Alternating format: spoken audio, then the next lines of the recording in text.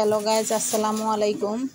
আজকে আমি খোলা জালি পিঠা বানিয়ে দেখাবো কিভাবে আটার গোলাটা করে। এখানে আমি কিছু ভিজা চাউলের গুঁড়া নিলাম। এগুলো আমি ডিপ ফ্রিজে রেখেছিলাম সংরক্ষণ করে ভিজা চাউলের গুঁড়া। এখন আমি এখানে দিয়ে দিলাম 2টা ডিম। চাউলের গুঁড়ার সাথে 2টা ডিম দিয়ে দিলাম। দিয়ে দিচ্ছি পরিমাণ মতো লবণ। এরপরে দিয়ে দিচ্ছি আমি কুসুম গরম পানি।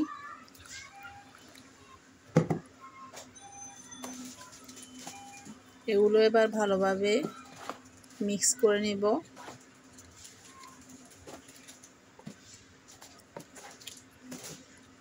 আমি অনেক শখ করে একটা সম্ভবত সিমেন্টের কড়াই নিয়েছিলাম দোকান থেকে।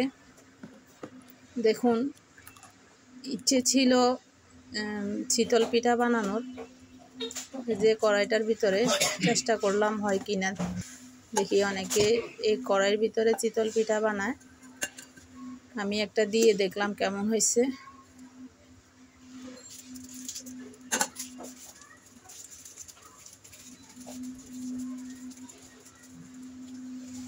অনেক দিন ইচ্ছে ছিল এরকম একটা কড়াইয়ের ভিতরে চিতল পিঠা বানিয়ে দেখব হয় কি না।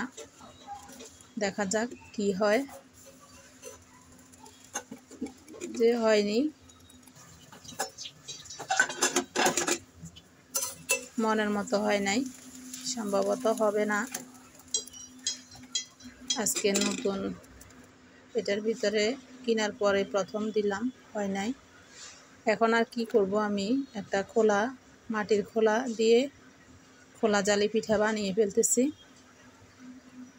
দেখুন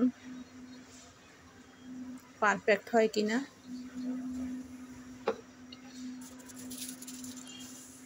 খোলা জালি পিঠা অবশ্যই খোলার ভিতরে হবে। এই যে হয়ে গেল আমার খোলা জালি পিঠা।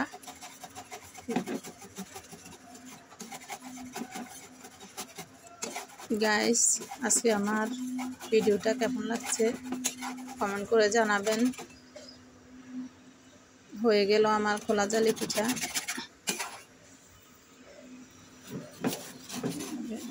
আরেকটা দিয়ে দিলাম।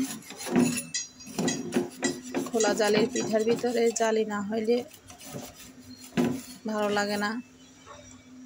মাশাআল্লাহ, আজকে আমার খোলা জালি পিঠাগুলা অনেক সুন্দর হয়েছে।